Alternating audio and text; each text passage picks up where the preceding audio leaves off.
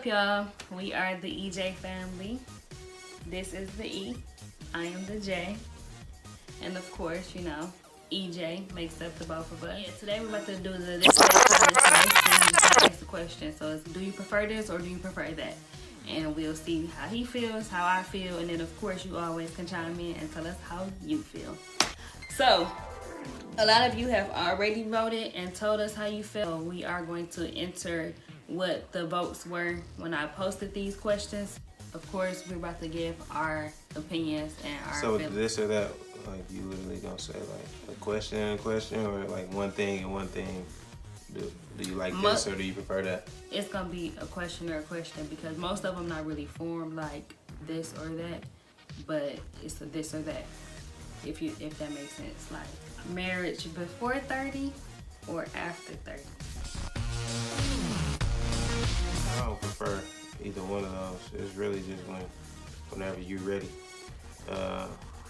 When I was younger, ideal it was before after 30, so I can enjoy my younger life and not have to really be in a committed marriage. That's a different ball game when you're in a committed marriage than a committed relationship. That's two different things, completely two different things.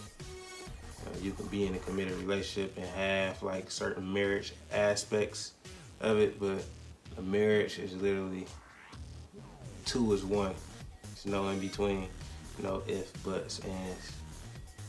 So as I was growing up, I always said after 30, but that's because I felt like under 30 was so young. I just feel like there's no way you can be ready for marriage.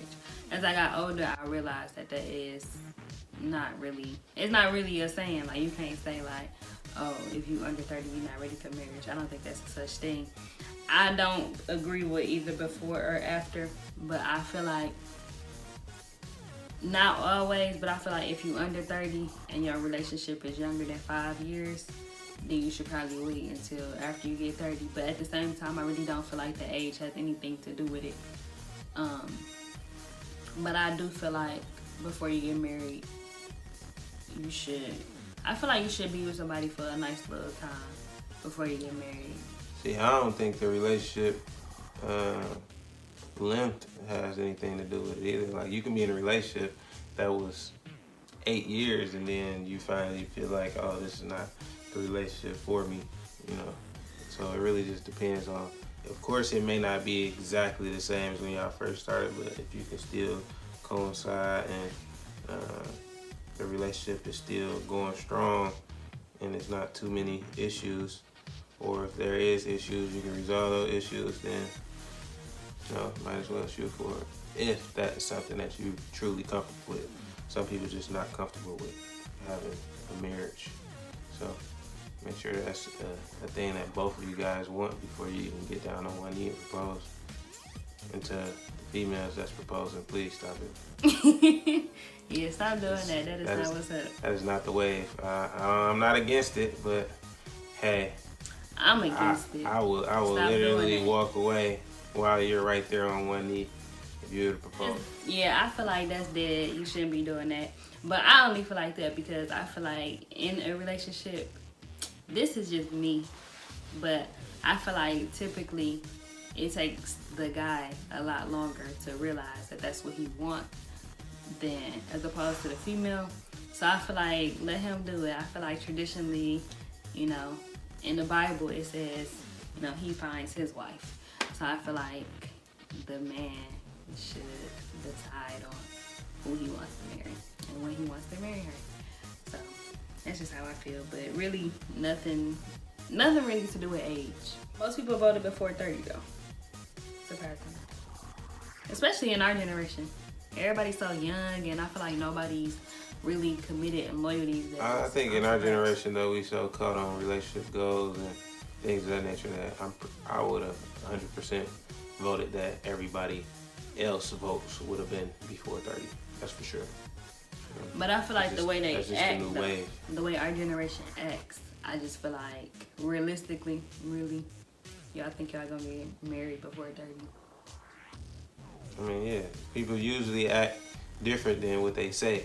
You know, actions never support what comes out of a person's mouth most of the time. in today's society with the youth. So that's just the new millennials. Kids, 3 or less or 4 or more? I would definitely say 4 or more. I want to have a huge family. Me too. That's something I'm very, very big on, especially since myself, I came from a family of 7. So I definitely want a big, huge family, as long as my means is good enough to provide a stable home and to make sure all my children have all their needs and most of their wants, then I'm okay. Yeah, it's 5 of us, and I mean, the only thing, I feel like we close to age, but we don't hang with each other, but I guess that's okay. But at the end of the day, I still like having siblings. I like having a lot of siblings, and I just... Yeah, the crazy part, like growing up, having a lot of siblings was so much fun.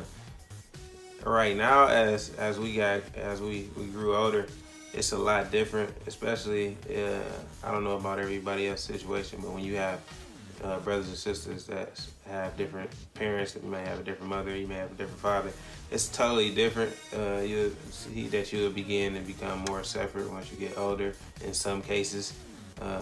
And I wouldn't say it technically hurts your relationship, but you just wouldn't see each other as often as you usually would. When you're younger, you always see your brothers and sisters, so it's always fun. You know, you go out and play games, you know, play hide and seek throughout the night. That's so live when you got 6 other brothers and sisters and 6 other brothers and sister friends. So that's a big, huge group of people just hanging out together. So, and plus I was the youngest at that time before my little brother came.